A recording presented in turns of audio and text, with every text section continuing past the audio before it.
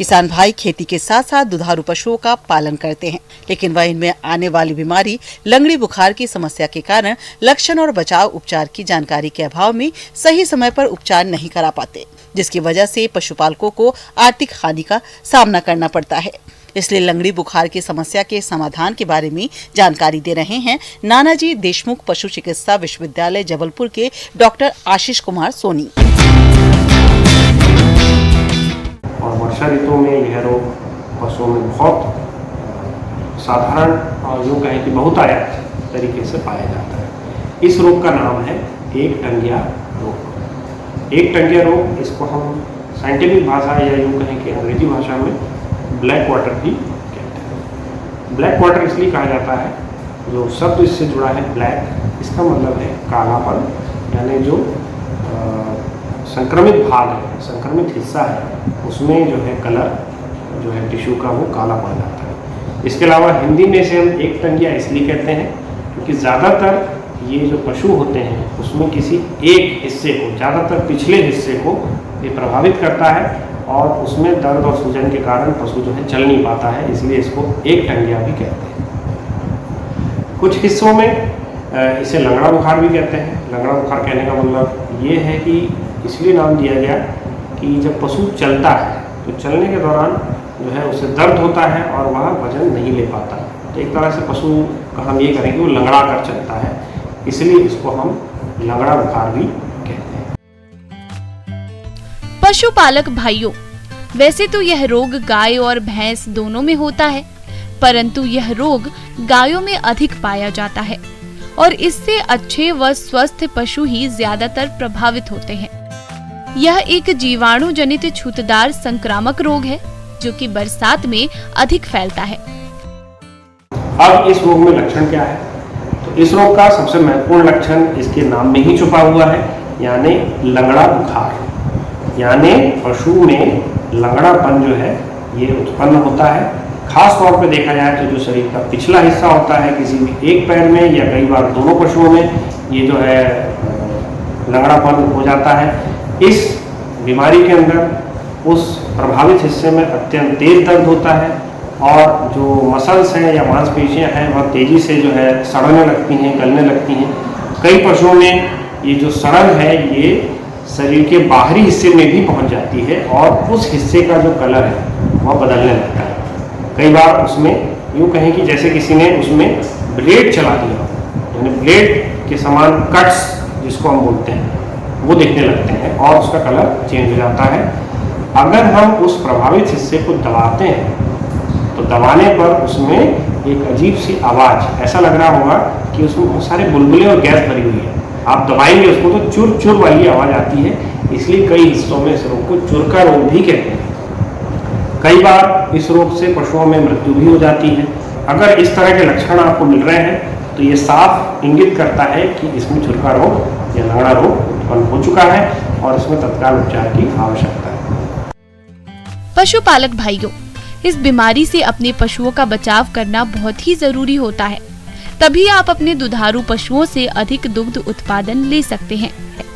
रोगी पशु को नदी, तालाब, पोखर आदि में पानी ना पीने दें। रोगी पशु को स्वस्थ पशुओं से अलग रखें और स्वस्थ पशुओं को दाना पानी आदि पहले देवें। इसके अतिरिक्त रोगी पशु के संपर्क में आई वस्तुओं की लाल दवा या फिनाइल से सफाई करें। लेकिन यदि इन उपायों को अपनाने के बावजूद भी आपका पशु रोग की चपेट में आ जाए तो आप निकटतम पशु चिकित्सालय को रोग की सूचना देवें एवं रोगी पशु का तुरंत इलाज कराएं। इस रोग में जो है उपचार की अगर हम बात करें तो साधारणतः इस बीमारी में उपचार बहुत ज़्यादा जो है यूँ कहें कि कारगर नहीं है। फिर भी अगर शुरुआती अवस्था में है तो कई बार दवाइयाँ इसमें काम कर जाती हैं। खासतौर पर पेनिसिलिन ग्रुप की दवाइयाँ इसमें उपचार हेतु दी जाती हैं और अगर वहाँ पर कट्स बन गए हैं यानी उस प्रभावित हिस्से में घाव वगैरह बन गए हैं तो उसमें हाइड्रोजन परऑक्साइड डाली जाती है अंदर, ताकि वो ऑक्सीजनेशन यानी ऑक्सीजन की मात्रा उस हिस्से में बढ़ाई जाए जिससे कि वो बैक्टीरिया मर सके। तो आपने देखा कि ये अत्यंत जानलेवा है, तो बेहतर है कि पशु इस अवस्था में पहुँचे ही ना, ये बीमारी ही ना हो। इसके लिए सबसे आसान उपाय है वो है टीकाकरण। अब अगर हम टीकाकरण की बात करें तो टीकाकरण जो होता है ये पशुपालन विभाग की तरफ से निःशुल्क लगाया जाता है। इस टीके का जो समय सारणी है वो ज़्यादातर गर्मी शुरू होने के समय, मार्च महीने के बाद या होली खत्म होने के पश्चात एकटंगिया के विरुद्ध अपने पशुओं को टीका आप अवश्य लगवा लें। अब इसमें दो बातें महत्वपूर्ण हैं कि किस उम्र में टीका लगाना चाहिए और क्या। तो न्यूनतम उम्र जो है इस टीके की वो है लगभग 6 माह। 6 माह के पशु में आप जो है टीका लगवा सकते हैं। दूसरी बात, ज्ञाभन पशुओं में आप ये टीका लगवा सकते हैं, किसी प्रकार की कोई रिस्क नहीं है। लेकिन एक बार आपका पशु जो है उसमें टीकाकरण हो गया तो आप समझिए कि उस रोग से वो जो है बच गया। तो इस बीमारी से जो है आपका पशु आराम से बच सकता है। आपको ये सारी बातों का ध्यान रखना होगा और निश्चित रूप से मेरा विश्वास है कि आप ये सब करने के बाद अपने पशुओं को एकटंगिया रोग से बचाएं। Dragon fruit Thailand, Vietnam, Israel, Sri Lanka आदि जैसे देशों में काफी फेमस है, लेकिन अब भारत में भी इसे लोग पसंद करते हैं क्योंकि स्वास्थ्य के लिए काफी लाभकारी है और यह फल उन जगहों पर भी काफी अच्छी तरह से उगता है जहां पर कम बारिश होती है। अगर आपने भी ड्रैगन फ्रूट की खेती की है तो इससे अच्छा उत्पादन लेने के लिए किन किन बातों पर खास ध्यान दें, इस बारे में बता रहे हैं बागवानी विशेषज्ञ डॉक्टर अरुण कुमार तिवारी।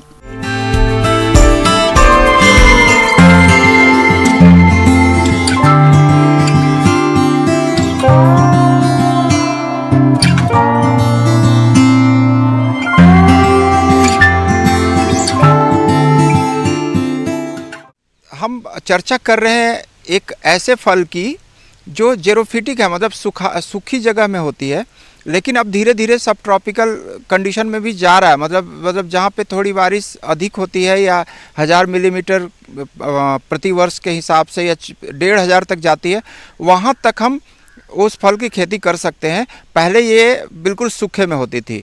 नाम है ड्रैगन फ्रूट। ड्रैगन फ्रूट ऐसा फल जिसमें कि बहुत सारे पोषक तत्व हैं, जैसे कैल्शियम बहुत ज़्यादा है इसमें, आयरन बहुत ज़्यादा है इसमें, और बड़ा रसीला है और बहुत स्वादिष्ट है। तो ड्रैगन फ्रूट बिल्कुल जेरोफिटिक है, मतलब एक तरह से सूखी जगह के लिए है, कांटेदार है। इसकी पत्तियां जो आप देखेंगे बिल्कुल गद्देदार होगी पत्तियां, तो ये पानी का लॉस कम होता है, वाष्पोत्सर्जन ट्रांसपिरेशनल लॉस हम बोलते हैं इसको, वो कम होता है, पानी संरक्षित रहता है इस पौधे में। इस फल के पौधों को दूसरे पौधों की तुलना में कम पानी की आवश्यकता होती है। फूल आने एवं फल के विकास के समय खेत में नमी की कमी नहीं होनी चाहिए। इसके लिए बूंद बूंद सिंचाई पद्धति का उपयोग करना चाहिए। आप जो दूरी लगाए होंगे, दूसरी बात की दूरी तो आप प्रॉपर लगा चुके हैं, ये हम बात कर रहे हैं वैसे ड्रैगन फ्रूट के बगीचे की, जहाँ पे बिल्कुल ड्रैगन फ्रूट खिल रहा है, फूल आ रहा है, उसमें फल आने वाले हैं, फल आने की क्रिया शुरू हो चुकी है। तो वैसे में आप दूरी वगैरह तो अपने हिसाब से लगा लिए होंगे। इसका ध्यान रखें कि बरसात में आंधी तूफान और बारिश ज़्यादा होती है तो जल जमाव ना हो, इसका ध्यान रखें। खरपतवार बिल्कुल न रहे, बीच में जो खरपतवार बरसात में जो आ जाता है, खरपतवार बिल्कुल न रहे, ताकि इसमें ये रोग मुक्त रहे। तो इसका अगर ध्यान आप रखेंगे तो निश्चित रूप से फलन अच्छी होगी और आपकी आमदनी अच्छी होगी, जो आपका उद्देश्य है वो पूरी तरह से पूरा होगा। ड्रैगन फ्रूट में अधिकतम उत्पादन के लिए 1 हेक्टेयर भूमि में लगभग 277 पौधे लगाए जा सकते हैं। ट्रिमिंग व प्रूनिंग पौधों की सीधी वृद्धि एवं विकास के लिए इनको लकड़ी व सीमेंट के खंभों से सहारा प्रदान करना चाहिए। अपरिपक्व पादप तनों को इन खंभों से बांधकर शाखाओं को सीमित रखते हुए 2 से 3 मुख्य तनों को बढ़ने के लिए छोड़ देना चाहिए। इसके बाद इसके ढांचे को गोलाकार रूप में सुरक्षित कर लेना चाहिए। किसान भाइयों, ड्रैगन फ्रूट में फूल आने से ठीक पहले और बाद की अवस्थाएं अलग अलग होती हैं। फूल आने से पहले शरीर का बढ़वार होता है, जो कैनोपी की बात जो हम कर रहे थे, ये ज़्यादा बढ़ता है। फूल जब आ जाता है तो इसका मतलब उस समय वेजिटेटिव ग्रोथ हो रहा था, शरीर बढ़ रहा था। अब सेक्स ग्रोथ ज़्यादा होगा, मतलब फल ज़्यादा बनेगा। तो जब फल ज़्यादा बनेगा उस समय शरीर कम बढ़ेगा या शरीर थोड़ा कमज़ोर हो जाता है, इसलिए कि आवश्यक तत्व की ज़रूरत ज़्यादा हो जाती है। तो ऐसे समय में आप खाद मई में या जून में आप दे दिए होंगे, सामान्य तौर पे उस समय देते हैं। लेकिन अगर नहीं दिए हैं तो आप बरसात के समय गोबर की सड़ी हुई खाद या वर्मी कंपोस्ट, केचुआ खाद आप निश्चित रूप से लगभग 10 किलोग्राम प्रति थाला के हिसाब से आप इस्तेमाल करेंगे तो जो फूल लगने का समय है, फल लगने का समय है, वो फल लगने के समय में जो आवश्यक पोषक तत्व की ज़रूरत होती है वो ज़रूरत पूरी हो जाएगी और अंततः फूल अच्छे आएंगे, फल अच्छे लगेंगे। ड्रैगन फ्रूट में कीट और व्याधियों का प्रकोप कम होता है, फिर भी इसमें एंथ्रेक्नोज और थ्रिप्स कीट का प्रकोप देखा गया है। एंथ्रेक्नोज के रोग नियंत्रण के लिए मैनकोजेब 2 ग्राम दवा प्रति लीटर पानी में घोलकर छिड़काव करें। थ्रिप्स कीट के लिए एसीफेट दवा का 0.1% की दर से छिड़काव करना चाहिए। ये ड्रैगन फ्रूट अभी जब जुलाई अगस्त की बात आती है तो जुलाई अगस्त में ड्रैगन फ्रूट के फूल आने लगते हैं। अगस्त सितंबर में फल बनने लग जाता है, या जुलाई मध्य से ही फल बनने लग जाता है। तो हम कहते हैं कि जुलाई में और अगस्त में जब फल बन रहा हो, फूल बिल्कुल खिला हुआ हो, उस समय कीटनाशक का प्रयोग कम से कम करें, इसलिए कि परपरागण की क्रिया भी होती है, वो हमारे लिए अच्छा है। तो उस समय कोई कीटनाशक, खासकर रासायनिक कीटनाशक नहीं देना है। अगस्त का सेकेंड हाफ, मतलब दूसरे पखवाड़ा में अगस्त के, वहाँ पे आप निश्चित रूप से नीम से बनी हुई, मतलब जैविक कीटनाशी का इस्तेमाल कर सकते हैं, जैसे नीम या करंज के बीज से या पत्ती से बना हुआ या गोमूत्र वगैरह से, वो हम जैसे निमाक्लोर, निमिसाइड, ऐसे करके दवाएं आती है, वो 5 मिलीलीटर प्रति लीटर के हिसाब से प्रति लीटर पानी डालना है, उसके हिसाब से आप छिड़काव कर सकते हैं 15 दिन के अंतराल पे। भारत मौसम विज्ञान विभाग की तरफ से जो पूर्वानुमान जारी हुआ है, शहडोल संभाग में जो है घने बादल छाए रहने और मध्यम से भारी बारिश होने की संभावना है। ग्रामीण कृषि मौसम सेवा अंतर्गत जो एडवाइजरी जारी होती है, हम उसके बारे में कुछ समसामयिकी फसलों की सभी में बात करेंगे। तो सबसे पहले जितनी भी दलहनी फसलें हैं उन सब में आप तुरंत में जल निकास की व्यवस्था कर लें। धान की फसल में वर्तमान अवस्था में तना छेदक, पत्ती लपेटक, सिल्वर सूट जो कीट है उनका प्रकोप कहीं कहीं पर देखने को मिल रहा है। तो इसके नियंत्रण के लिए आप फिप्रोनिल 0.5G ग्रेनुअल्स रूप में आता है दानेदार, या तो कार्बोफ्यूरान 3G 20 किलोग्राम प्रति हेक्टेयर की दर से आप इसको अच्छी तरह से भुरकाव कर दें, जिससे काफ़ी हद तक कीटों से नियंत्रण आपको मिलेगा।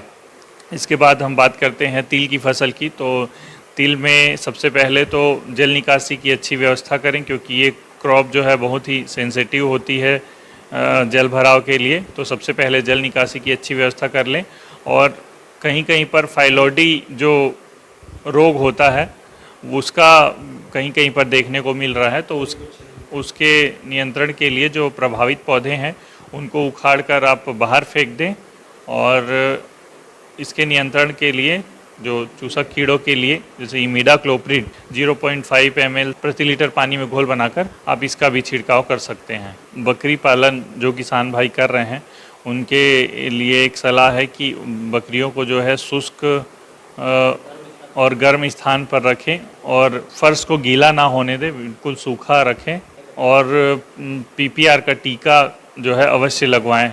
इसके साथ ही साथ अगर हम मवेशियों की, गाय भैंसों की बात करें तो इसमें खुरपका, मुंहपका, गलघोटू रोग का टीकाकरण अवश्य कराएं, और इनको दिन में 2 से 3 बार ताज़ा पानी दें।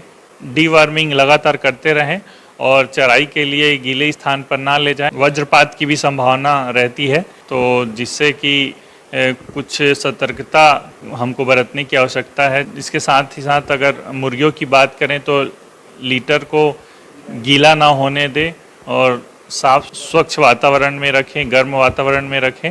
रानीखेत और गंभोरों का टीकाकरण कराएं।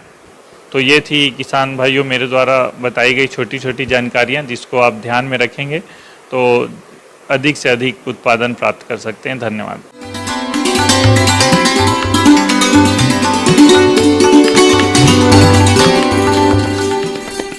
आइए जानते हैं अन्नदाता निःशुल्क फोन के माध्यम से पूछे गए समस्याओं का समाधान। अन्नदाता निशुल्क फोन संपर्क सेवा के माध्यम से पूछे गए प्रश्नों में से आज हमने जिस प्रश्न को कार्यक्रम में शामिल किया है उसे पूछा है ग्राम मिलावल जिला शिवपुरी के कृषक अतुल कुमार ने। ये मूंगफली की फसल में लगने वाले रोगों की रोकथाम के बारे में संपूर्ण जानकारी चाहते हैं। तो अतुल कुमार जी, आपकी जानकारी के लिए प्रस्तुत है कार्यक्रम का ये अंश।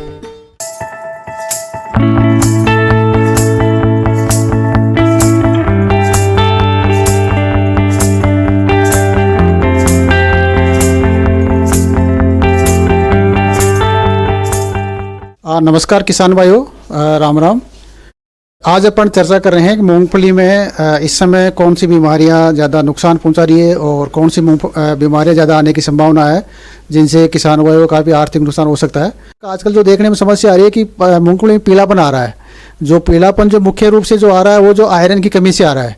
तो मेरा किसान भाइयों से सुझाव है कि आप अगर लग रहा है कि इसमें पीलापन आ गया और उसकी बढ़वार रुक गई तो इसमें जो फेरस सल्फेट आता है जो हराक्सी बोलते हैं उसकी 5 ग्राम 1 लीटर पानी प्लस उसमें 2.5 ग्राम चूना दोनों को मिक्स करके और उसका छिड़काव करें। तो उससे क्या है कि इसकी जो आयरन की कमी दूर हो जाएगी, उसमें हरापन आकर के उसकी बढ़वार अच्छी हो जाएगी।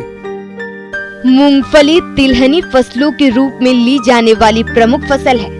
मूंगफली के दानों से 40 से 45% तेल प्राप्त होता है जो कि प्रोटीन का मुख्य स्रोत है। मूंगफली की फलियों का प्रयोग वनस्पति तेल और खल्लियों के रूप में भी किया जाता है। मूंगफली का अधिक उत्पादन लेने के लिए पौध रोग सुरक्षा करना आवश्यक है। किसान भाइयों, आज के समय में कोई भी फसल रोगों के प्रकोप से अछूती नहीं है। ऐसे में बात करें मूंगफली की तो इसमें कई तरह के रोग से फसल को नुकसान होता है। यदि समय रहते सही पहचान करके रोगों का नियंत्रण कर लिया जाए तो फसल से अच्छी पैदावार ली जा सकती है। इसमें अपन बात करते हैं एक तो जैसे टिक्का रोग। अभी टिक्का रोग की जो अवस्था चल रही है उसमें अर्ली जो लीफ स्पॉट है वो आया हुआ है। वो इसकी पहचान किसान भाई किस तरह करें कि उसकी जो पत्ती है उस पर एक पीला भूरे कलर का धब्बा है, उसके चारों तरफ पीला घेरा है। जिस तरह से पंडित जी टीका लगाते हैं इस तरह से वो टीके की तरह दिखता है, इसलिए उसका नाम है टिक्का रोग। और ये अर्ली स्टेज पे आ गया, इसलिए इसमें क्या पत्ती में जो प्रकाश संश्लेषण जो हो रहा है वो कम हो जाएगा तो पौधे की बढ़वार कम हो जाएगी और उससे उपज में कम होने के चांस ज़्यादा बढ़ जाएंगे। मूंगफली का यह एक मुख्य रोग टिक्का है। इस रोग का प्रकोप उस समय होता है जब पौधे 1 या 2 माह के होते हैं। इस रोग में पत्तियों के ऊपर बहुत अधिक धब्बे बनने के कारण ये शीघ्र ही पकने के पूर्व गिर जाते हैं, जिससे पौधों से फलियां बहुत कम और छोटी प्राप्त होती हैं और इस रोग से लगभग 10 से 50% का उत्पादन कम हो जाता है। ये मूंगफली का सबसे भयानक रोग है। यह रोग फफूंदी के द्वारा फैलता है। किसान भाइयों को क्या करना है अभी कि जैसे आपने पहचान लिया कि ये टिक्का रोग आ गया तो आपको 2 छिड़काव करने हैं। जैसे एक तो अपन बात करेंगे जैसे मैनकोजेब जो फफूंदीनाशक है उसका 2 से 2.5 ग्राम 1 लीटर पानी में घोल बना करके आप शाम के टाइम जैसे धूप कम है उस टाइम छिड़काव करें। या अगर ये नहीं मिलते एक दूसरी दवा हो रही है आजकल जैसे कार्बेंडाजिम प्लस मैनकोजेब, ये कंबाइंड एक फॉर्मुलेशन आ रहा है, उसको मिक्स करके भी आप छिड़काव करते हैं तो उससे भी इसमें काफ़ी राहत मिल रही है, फायदा हो रहा है। बाद में इसको 15 दिन बाद में किसान भाइयों को फिर आपको रिपीट करना है। सेम इसी की जो जैसे मैनकोजेब है या कार्बेंडाजिम प्लस मैनकोजेब है, दोनों में से कोई एक दवा लेकर के उसका छिड़काव करना है। इस तरह से अगर अपन दोनों छिड़काव करेंगे तो ये टिक्का रोग को अपन नियंत्रण कर सकते हैं। तीसरी बात करें कि आजकल ये देखने में आ रहा है कि एक जो कलम्प वायरस जिसको बोलते हैं, जिसका गुच्छा रोग है मूंगफली का, उसकी पहचान ये किसान भाई हो कि इसमें जो मूंगफली के पौधे हैं कहीं क्यारियों में छोटे रखे बिल्कुल बंच टाइप होकर बैठे रहते, नीचे बढ़वार नहीं होती है, न उसमें फूल आते हैं न उसमें फलियां बनती। इस तरह की अगर आपको लक्षण दिख रहे हैं किसान भाइयों तो आप इस तरह के जो पौधे हैं उनको निकाल करके दूसरी जगह जला दें या ज़मीन में गाड़ दें उनको, और अगले साल कोशिश करें कि उस खेत में ये मूंगफली नहीं ले। अगर लेने की है तो फिर भी आपको कम से कम उसमें क्रॉप रोटेशन 3 साल का अपनाएं और उसमें जो कुछ बाजरा बोए हैं जब इसको बुआई से 15 दिन पहले जब मूंगफली की बुआई करेंगे उससे 15 दिन बाजरा बुआई करके और उसकी पलटी लगा दें तो उसमें एक जो फफूंद होती है जो उस वायरस को फैलाती है, तो फफूंद कम हो जाएगी तो इस वायरस का अटैक कम हो जाएगा। फसल को रोगों से बचाने के लिए बीज शोधन करके बुआई करें, खेत की ग्रीष्मकालीन गहरी जुताई करें, लंबी अवधि वाले फसल चक्र अपनाएं। इन सब कार्यों को करके किसान भाई मूंगफली की फसल को रोगों से काफी हद तक बचा सकते हैं। फिर बात करें किसान भाई का जो अभी कॉलर रोड जो जड़ गलन समस्या मूंगफली वो भी है, हालांकि उसकी स्टेज वैसे तो मेजर जो थी वो निकल चुकी है, फिर भी अगर कहीं किसान भाइयों का है तो इसका स्टेज बहुत कम चांस है कि उसको बचा पाएँ।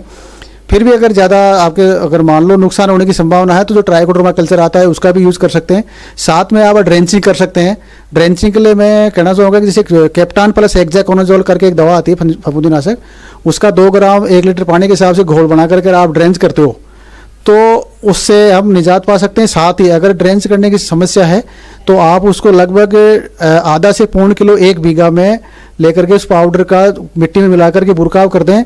अगर उसमें हल्का सा पानी चला दें तो बहुत अच्छी बात है। अगर पानी की सुविधा नहीं है तो किसान भाई उसमें ये ध्यान रखें कि जब बारिश आने की संभावना हो तो उससे बारिश से जस्ट पहले उसको बुरकाव कर दें, तो उससे क्या होगा कि बारिश से वो दवा जड़ों में चली जाएगी, उससे हम हमारी जो मूंगफली है उसको कॉलर रोड से बचा सकते हैं। इस तरह किसान भाइयों अगर आप मूंगफली में जो मुख्य बीमारियां हैं इनकी पहचान करते हुए सही समय पर सही दवा का चुनाव करते हुए सही मात्रा का उपयोग करते हुए अगर आप प्रयोग करते हैं तो आप मूंगफली की फसल को अच्छी तरह से मैनेज कर सकते हो। उसकी पैदावार बढ़ेगी तो आपकी आय बढ़ेगी, आय बढ़ेगी तो आपकी प्रोस्पेरिटी और आपका जीवन खुशहाल होगा।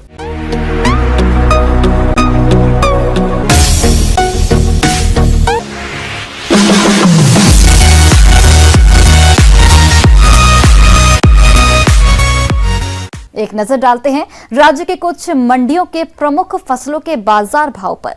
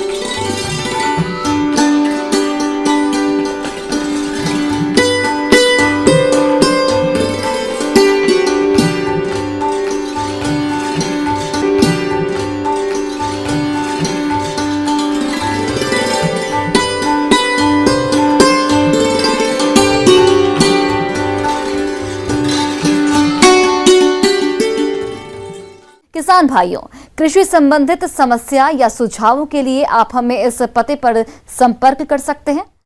प्रोड्यूसर अन्नदाता news 18 Madhya Pradesh Chhattisgarh, Ramoji film city Hyderabad 501512।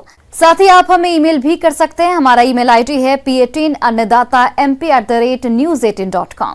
इसके अतिरिक्त आप हमें निःशुल्क हेल्पलाइन नंबर 1800-8892-163 पर सोमवार से शनिवार सुबह 10 से शाम 4 बजे के बीच संपर्क कर सकते हैं। अब समय हो रहा है आपसे विदा लेने का। कल फिर से आपसे मुलाकात होगी कृषि से जुड़ी महत्वपूर्ण जानकारियों के साथ। नमस्कार।